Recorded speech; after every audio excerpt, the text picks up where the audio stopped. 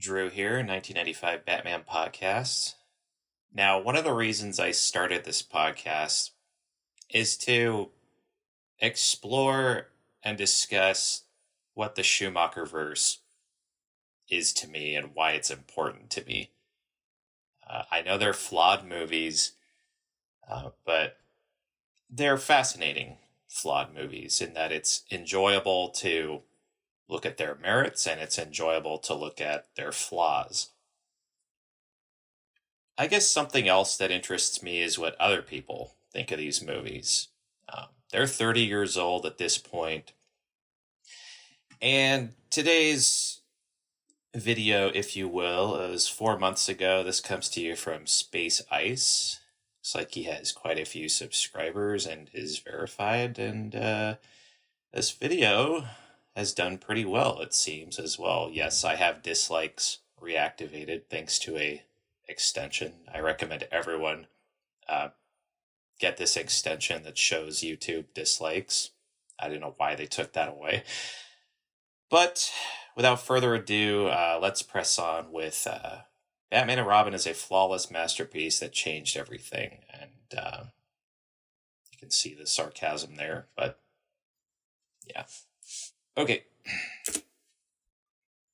Batman and Robin is the Arnold Schwarzenegger mega blockbuster hit movie where he showed the world. If you can't think of a clever pun, then just fucking force it. What killed the dinosaurs? Already, I really like this guy's voice. I don't know what it's reminding me of, but I think it's delivered perfectly. Like, I know right away that this is obviously meant to be ironic, sarcastic. Just as a side note, I always thought George Clooney was too short to be Batman. At least next to Chris O'Donnell. They're practically the same height. Val will always be my Batman, and he was like 6 feet. At least I'm told. He was at least 1 inch taller than Clooney was. And, well, Batman needs to be a tall motherfucker and not the same height as Robin. But let's press on. Nice! That wasn't even a pun. He just made up his own fact. It starts off with an excessive amount of ass and crotch shots that might appear gratuitous, but are vital for understanding the plot. Which is so powerful, Alfred's struggling to keep it together. Anyways, Arnold's teamed up with Olmec, and things are going great when this guy has to go and ruin things. Please, show some mercy. I don't know what he means by the guard pleading, ruining things. Let's jump back a few seconds. Teamed up with Olmec, and things are going great when this guy has to go and ruin things. Please, show some mercy. Nothing pisses Arnold off more than weakness. Now that he's murdered all the cops in a family-friendly way, he can enter the temple and... I suppose he's right about him murdering the cops, and a kind of throwaway line in Batman and Robin is Batman says, you have 11 minutes to thaw these people. And at the end, of course, with like the big telescope, he looks at a big clock and notices it's like 11 minutes to midnight or whatever. Yeah. So people will die at midnight because it's been 11 minutes since Freeze froze them. Freeze froze. Yeah. So, I mean, he's kind of right, though, because those guys are never shown to be thawed. We don't see Batman and Robin save them, so that's, I guess, a fair assessment. He's murdered all the cops in a family-friendly way. He can enter the temple and go for the artifact.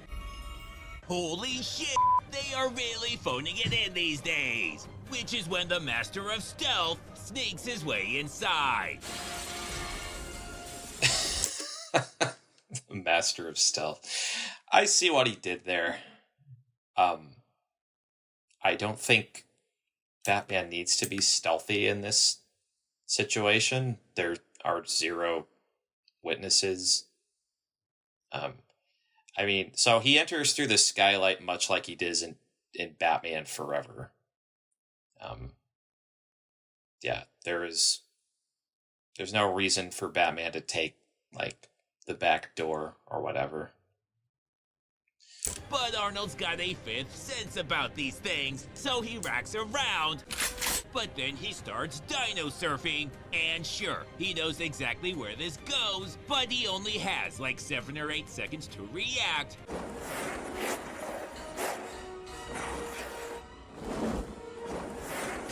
Oh, son of a bitch! There was nothing he could do! Then this guy busts through what must have been multiple walls, cause there's no way this flimsy shit was an exterior door.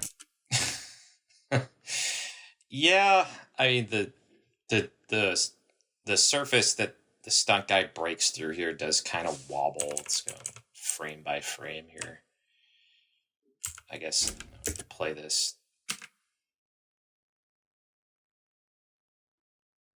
Yeah, right there you can see it wobble. Also behind that wall, there's no city.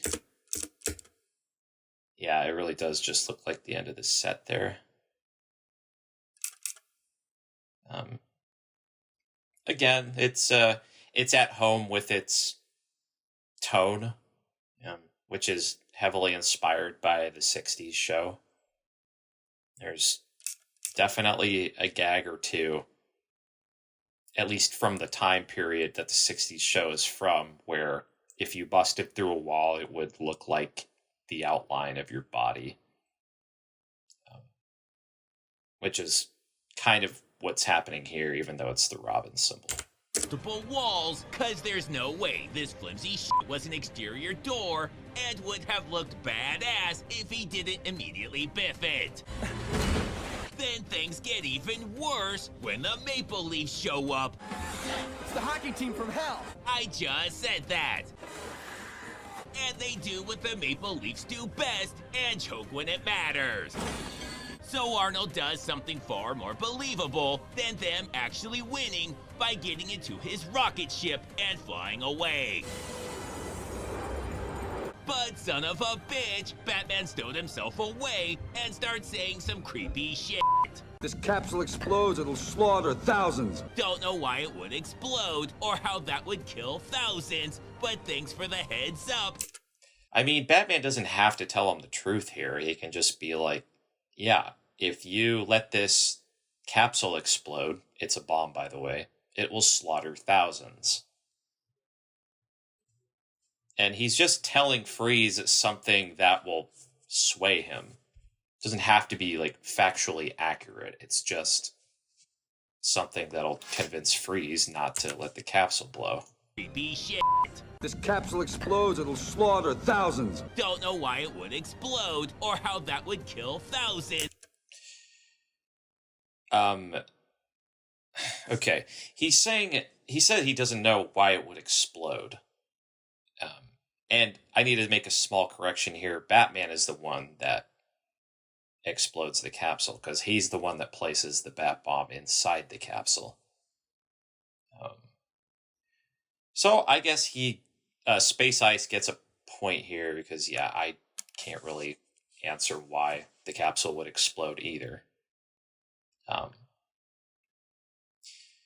Something like a ship going into space, and if it goes past a certain point, the thing will freeze, of course, because it's cold in outer space, and it will fall back to Earth.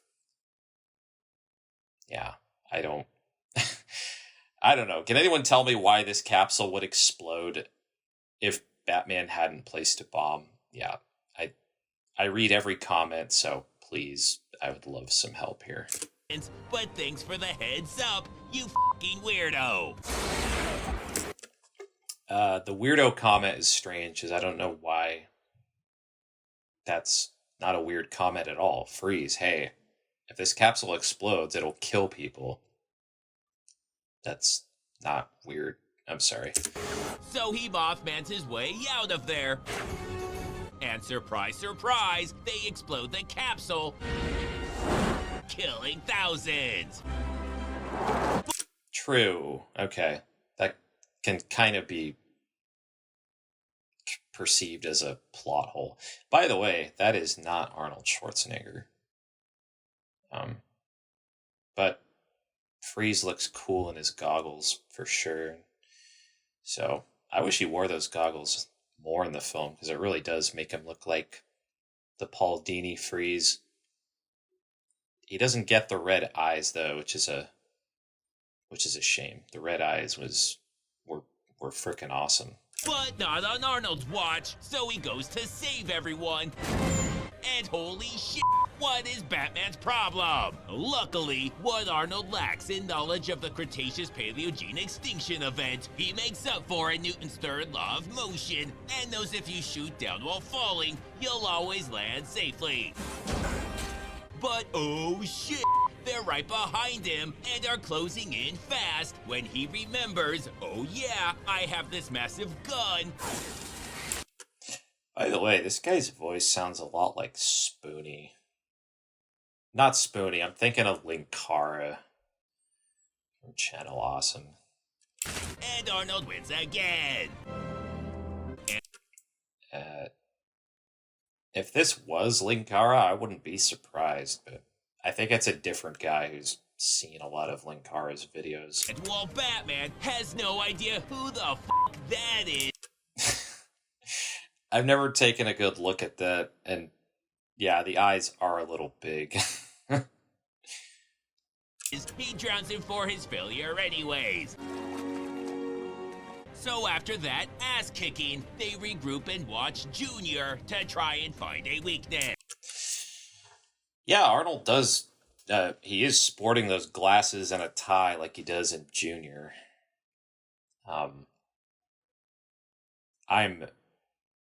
I'm sort of pleased the fact that he skipped the whole Ivy subplot out in the jungle and all that shit. Because, I mean, this movie would play similar if you cut those scenes out and just followed Batman and Robin the whole way. I mentioned in our commentary track for Batman and Robin that cutaway to the jungle sequence is it felt out of place. And once they cut back to the Batcave and Robin's soaking his feet, it kind of feels like the movie just resumes. At ass-kicking, they regroup and watch Junior to try and find a weakness. Alfred? We get it, bro. That movie touched us all. Meanwhile, they've created their own Arnold. Oh, never mind. He's doing the scenes out of order. Whatever. Let's press on. And we've seen Command. Did he... Sorry, was that Arnold's voice? Okay, what's the joke here? Did he say Commando? We get it, bro. That movie touched us all. Meanwhile, they've created their own Arnold. And That's definitely Arnold's voice. we've seen Commando. Bidding begins at a mere 10 million! That's a fucking steal. Genius! So we check in with Arnold, who... Yeah, I always felt that 10 million opening bid is absurd. I think they're going for humor here, in that Woodrue is just a crazy scientist who, he's almost scamming these guys. Whoever's, they're like military leaders from different parts of the world or whatever, who want to see Bane, because Woodrue's selling Bane as a weapon, right?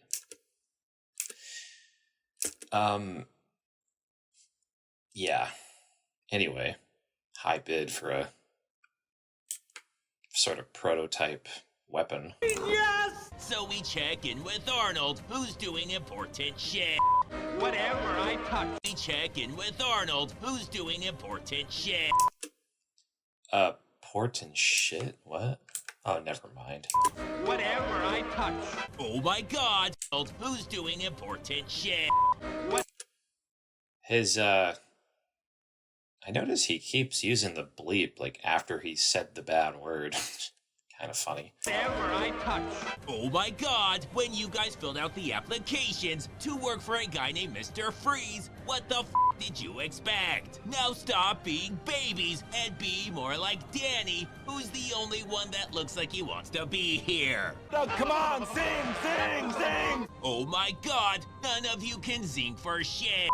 Except you, Danny, you're a superstar. Now back to them, who have a visitor. How in the world did you manage to come here all the way from England? I'm gonna guess by plane, and being from England explains the accent.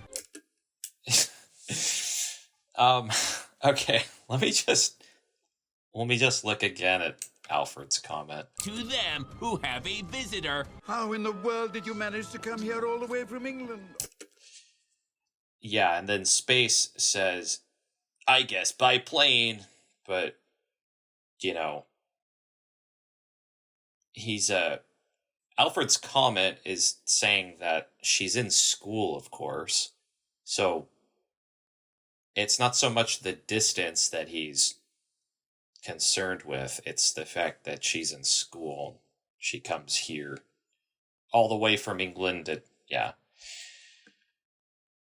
I guess it would have been better if to, like, tweak Alfred's line here and be like, oh, I thought you were in school. And that probably would make more sense. I'm gonna guess by plane, and being from England explains the accent. Both my parents were killed in a car accident. And yeah, I totally agree with that sentiment. I've never disagreed with the criticism that Barbara should have an accent coming from England. And by the way, it's in the original script. Barbara is supposed to have an accent. It's why when I read the book, reading her part, I gave Batgirl an accent because that's what's described in the book by Michael Jan Friedman. Bruce says, you know, so you came all the way from Oxbridge Academy, huh? And she says, yeah, I'm doing their computer sciences division, but how on earth did you know that I'm from Oxbridge? Bruce says I recognize the accent. So 5 years ago. And why she's wearing school clothes. But it doesn't explain why she did that. Or maybe it does. The English are f***ing weird. Wearing school clothes. But it doesn't explain why she did that. That? Is he referring to what's on screen?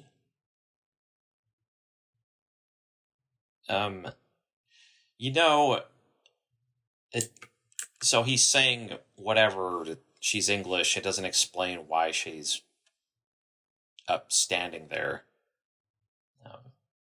And fair enough, you know, there's no window for her to look through, so I don't know why she would step up there. But I suppose you could call it admiring the door or something. But yeah, it is so Robin can see her legs, apparently. Or maybe it does. The English are f***ing weird. I'm on break from... Oxbridge Academy? How'd you know? It says so on the patch on your sweater. Turns out she's just stupid. And speaking of, My father once told me to succeed, we need only pick a star and follow it. that's probably why he's dead now, cause that's the dumbest shit I've ever heard. Why is that the dumbest shit you've ever heard? It seems like a pretty sweet sentiment to me. This telescope will give Never future mind. generations a chance to follow their own stars. Following a star isn't stupid because you can't see it, but f it, let's just move on. It's a metaphor, but never mind. Anyways, they're the most elite security team on the planet, but she's walking with purpose. You have to have an appointment to see Mr. I don't need an Wayne. appointment. There was nothing they could do. Yeah, this is stupid, I'll admit. you know, some security guards I've worked with, because I've had lots of jobs where there's a security guard on duty, and yeah, they do this exact thing. So I totally buy it, even though there's 4 of them. But you could argue that her love dust is having that effect, even though the film doesn't show that. There was nothing they could do. You're not gonna hurt me, are you? Luckily, she's just here to tell jokes. Can immediately cease all actions that toxify our environment. Silly. Okay, that's pretty funny. I especially love the cut to Paul Michael Chan here. You know, he has to be like my favorite cameo in either of the movies, and yeah, he has the best line in the film later on. So, okay, he got me with that edit. Silly woman, but she comes out swinging with this sick comeback. Mammals. He got him. Batman and Robin protect us from plants and flowers. Okay, enough of this. Let's see what Arnold's up to. Watching Arnold movies and blasting bitches. Now that's more like it. So now they're honoring terrorists. The fame. He said that's more like it. That's the first time I've ever heard anyone say that they like this scene. Everyone just makes fun of this movie, but yeah. I don't like the cartoon sound effect when he freezes the guy, but kind of a novel opinion there. He actually likes that bit. Terrorists. The fame. Now that's more like it. So now they're honoring terrorists The famed heart of ISIS. and holding slave auctions. I bid $30,000. It somehow gets worse. I don't know what he's talking about here. To be perfectly honest, I don't know what the famed heart of ISIS means. He's saying it's something to do with terrorism, but I always thought that this scene was rich men bidding on bachelors on the stage, of course. With, of course, the diamond is included with the women, it seems. So that's not... I don't get the joke, is what I'm saying. Famed heart of ISIS. And holding slave auctions. I bid $30,000. I love you, by the way. Forget your name, but you're awesome in everything. He's in the first Spider-Man. He gets the whole, "You're out, Norman." Which leads to the best line ever in Spider-Man. You know how much I sacrificed? It somehow gets worse when Mia Wallace shows up, then starts faking an accent Why not send Junior home early? like she's Steven Seagal or some shit, just with much smaller boobs. Yeah, she does kind of have an accent there. I never clocked that, so points for noticing that, Space. I'll bring everything you see here, plus everything you don't. Yeah, that's kind of odd. She adopts an accent. Everything. There's a whole universe of shit we don't see here. There's no way she can do that. Which is when Arnold busts in the Diddy-mobile. The what? Do that. Which is when Arnold busts in the Diddy-mobile. The Diddy-mobile.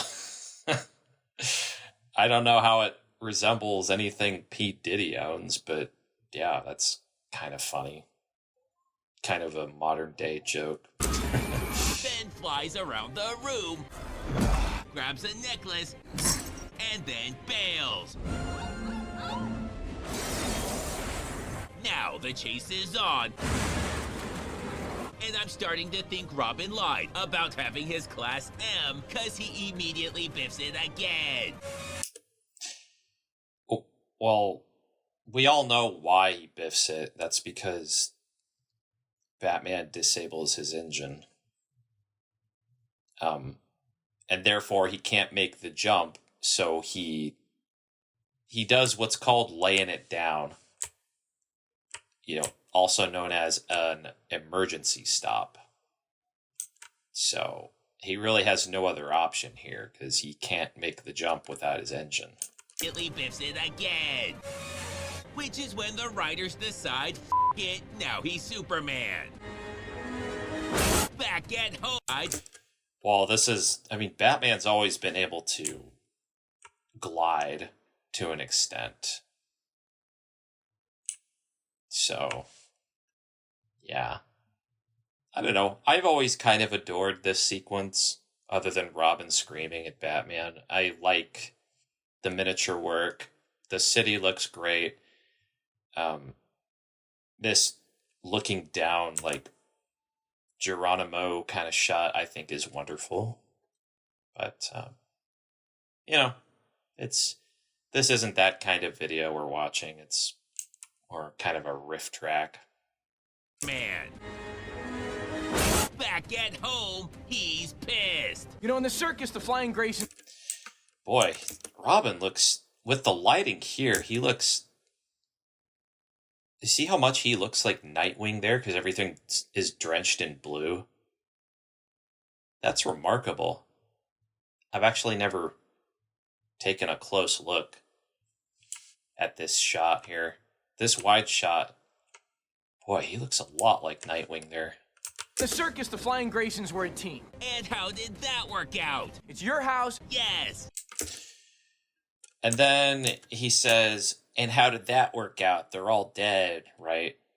Well, it wasn't their fault that Two-Face decided to,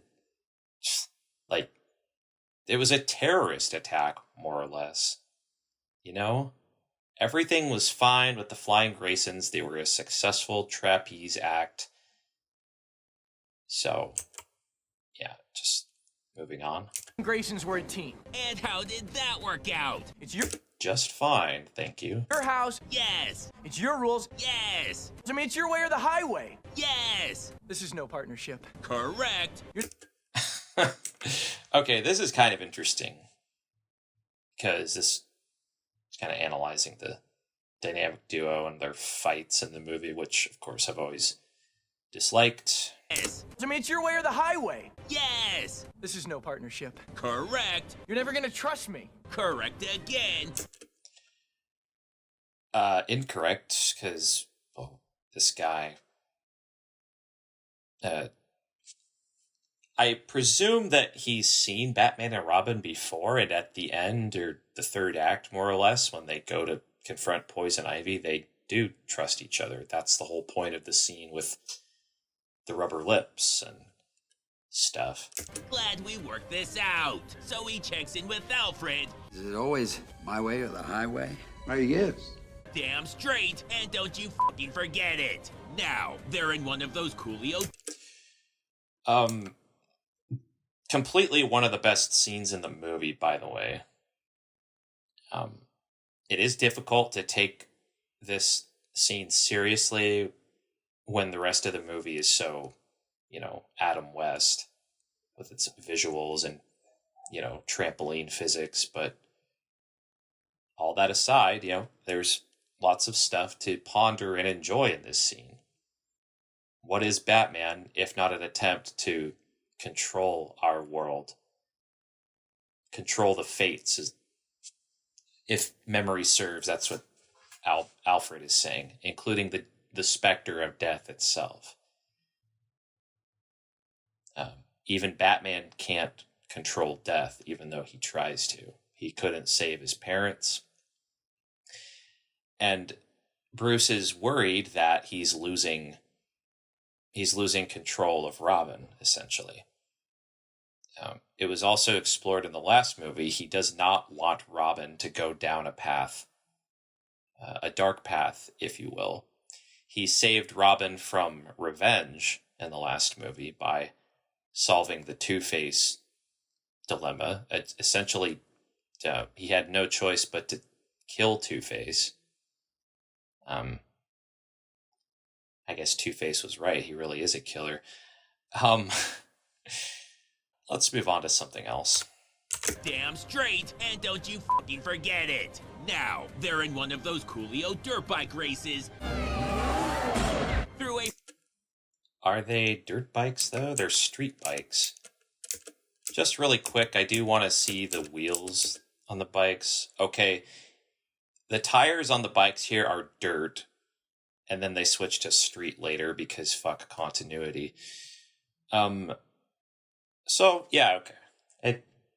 I'll let that slide, because the tires are dirt tires. Bike races. Through a flood channel funhouse over a building bridge.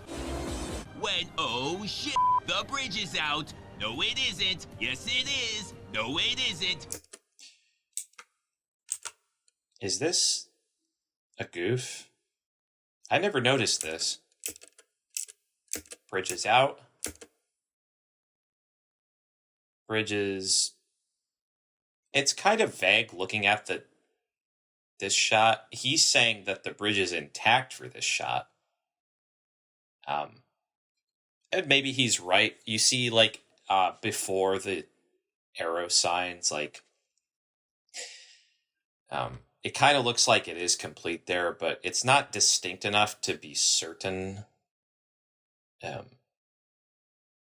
And especially if you're just watching the movie, like if you're pausing like we are, then yeah, you can see what's going on here, more or less. I can't really confirm or deny that it's finished, but yeah, it's a minor gaffe. It isn't. Yes, it is. No, it isn't. Yes, it is. No, it isn't. Yes, it fucking is. Well, that was fucking stupid. So anyways, now they're being attacked by Gimp Arnold. I understand this video is only 11 minutes. You can't go over every scene. But he did skip two of the best scenes in the movie. We had Alfred is sick. No, he's not. He's dying. And Freeze at Arkham. You know, I like that scene when he is dumped into his cell and he can't get away. And also the scene when he makes the ice sculpture of his wife. It's nice. But whatever. So they agree Robin will take him while he takes her. Yeah, just my 2 cents. If Bane had Robin like that, you know, Robin should be dead. Like, all Bane has to do is squeeze. Whatever. While he takes her. Why are all the gorgeous ones homicidal maniacs? Probably the same reason that all the not gorgeous ones are. Then, oh my god. Why are all the gorgeous ones homicidal maniacs? Probably the same reason that all the not gorgeous ones are. The not gorgeous ones?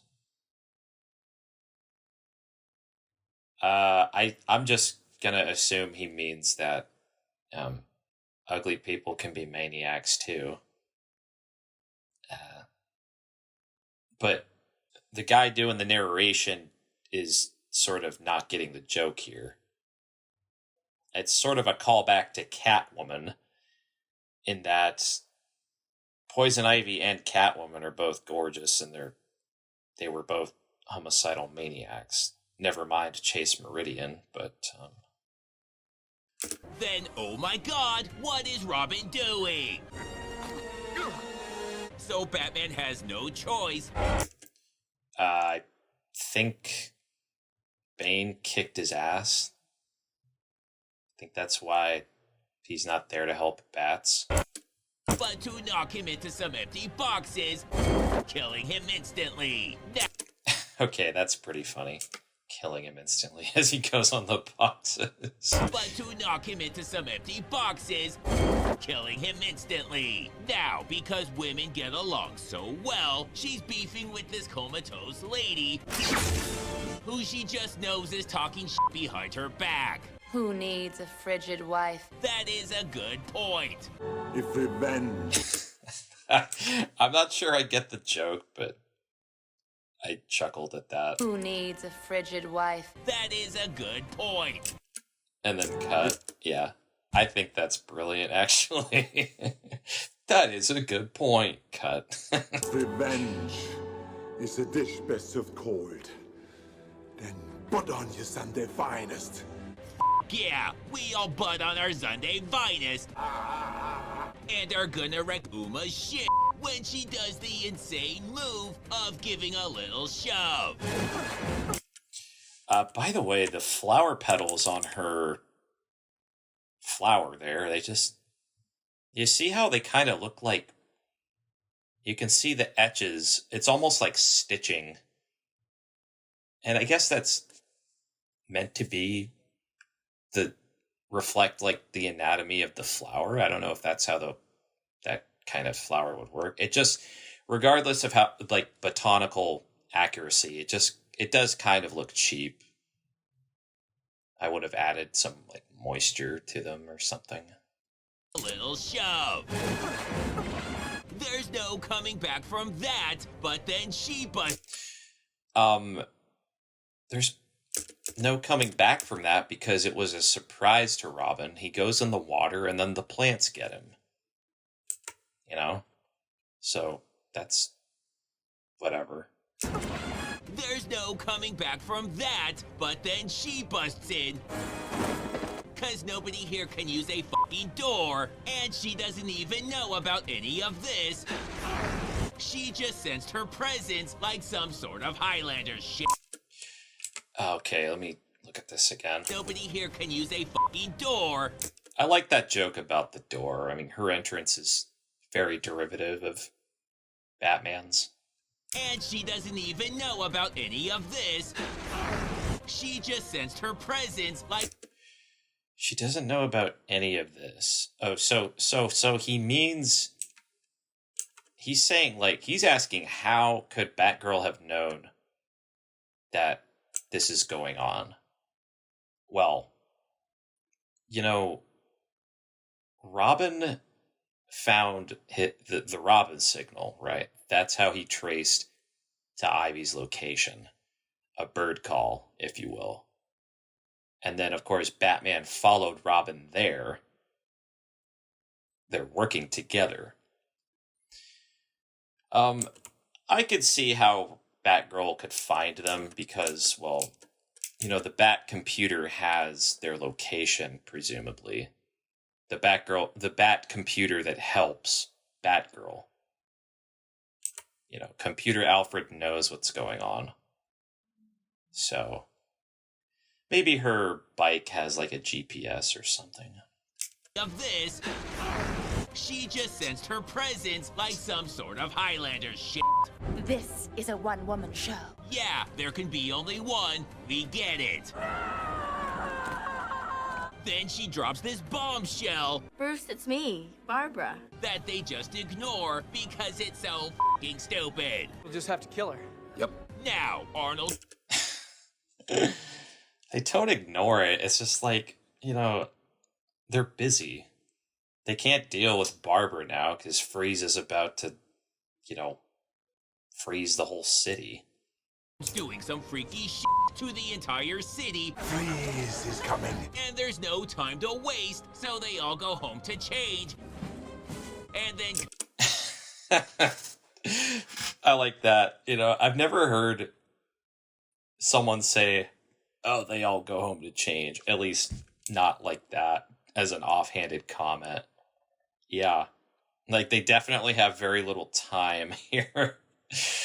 And they just have the outfits in the next scene. Come back. So now they're going to change. And yes, Robin and Batgirl do have goggles in their masks, which is cool. You can see the light reflecting.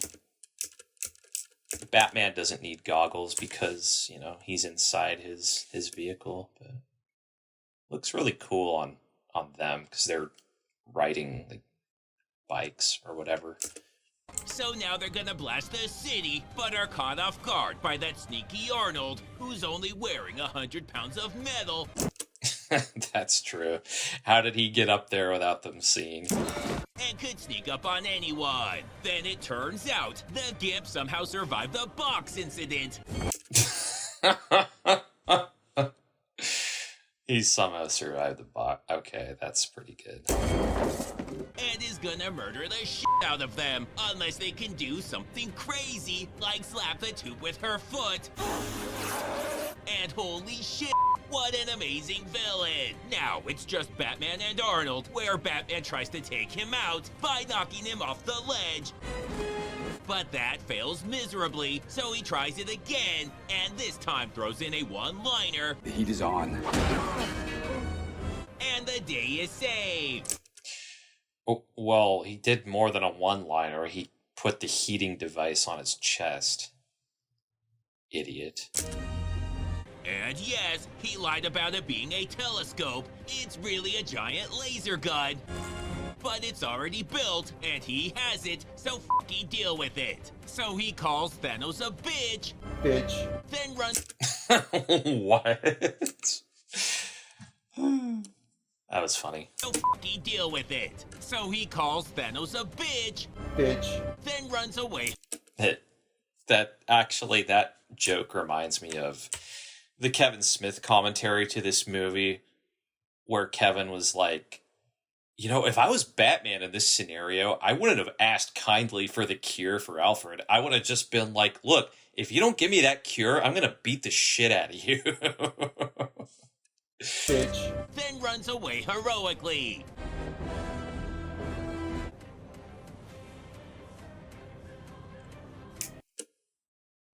This end slide is very 2000s. You know, I like this end slide he did because it reminds me of the old days of YouTube. I think it would have been even better if he used like a classic Windows Movie Maker like end slide where the text pops up on the screen. Yeah, it's so good.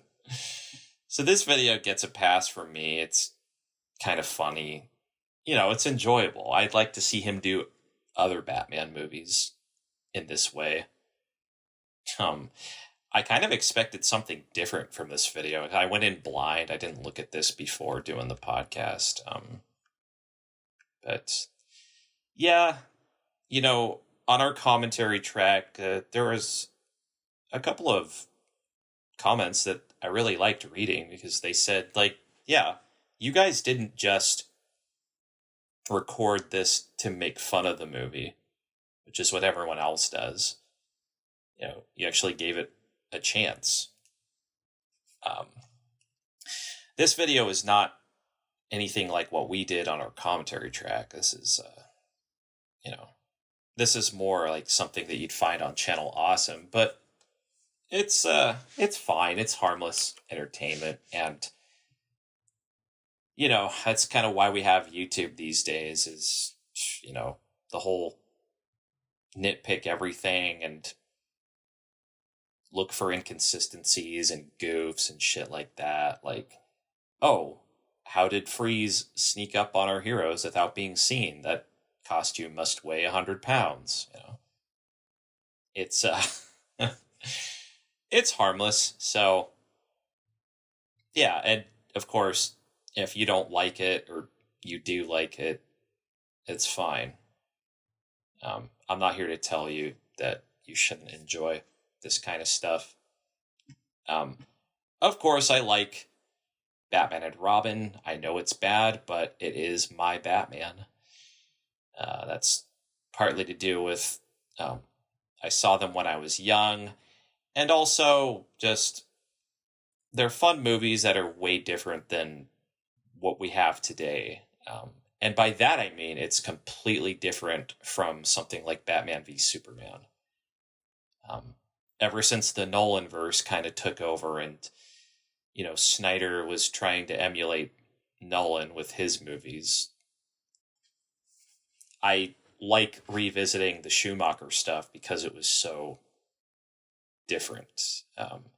And also I like color in my movies, and Batman Forever and Robin has lots of color. I find movies today to be really boring to look at. And just movies from this decade are much more appealing to me. Love the sets and miniatures in Batman and Robin. So Nobody talks about that shit, though, but that's partly why I started the podcast. This stuff interests me, and I don't see it talked about much.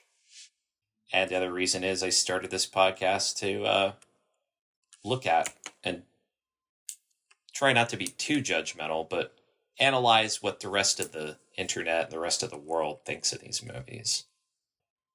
So yeah, this is Drew. Thanks for watching. I'll see you on the next one.